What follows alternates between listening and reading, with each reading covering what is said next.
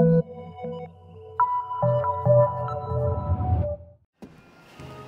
was led to believe that Nassau was a place where men did as they pleased. Safe keeping others from doing the same. Aye. Captain Thatch, as I live and breathe. What is this magnificent muzzle you've cultivated? Why fly a black flag when a black beard will do? It's that Assassin's Creed time of year again, with Ubisoft's flagship franchise dipping its toes into the turquoise waters of the Caribbean.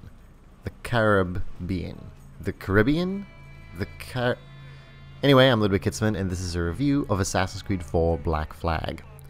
Black Flag aims to be the ultimate execution of a lawless pirate lifestyle, which, usually does end in execution.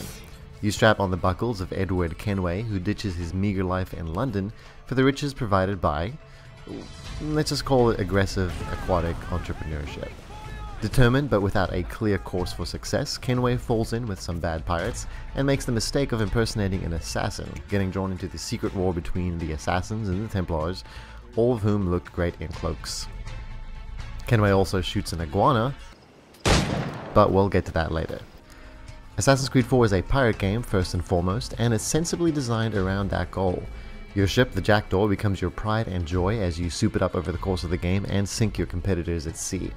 The ship controls like a beast that barely obeys its master. It's the backbone of some tense naval battles, and it conveys the sense that you're mastering a massive vehicle in the open sea. Firing the various cannons on your ship is elegantly integrated with the third-person perspective.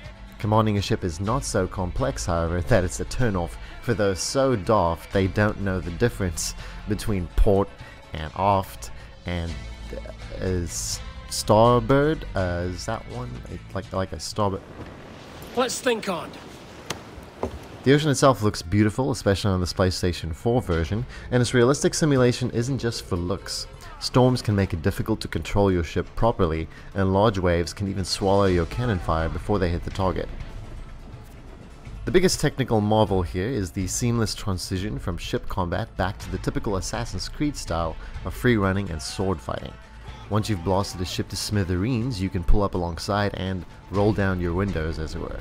This act of boarding is the connective tissue between Ubisoft's bold pirate game and its Assassin's Creed game. Now, the Assassin's Creed games are perhaps getting a little too complex for their own good, clumsily incorporating things like stealth in an engine that is really best suited to exploration and traversal.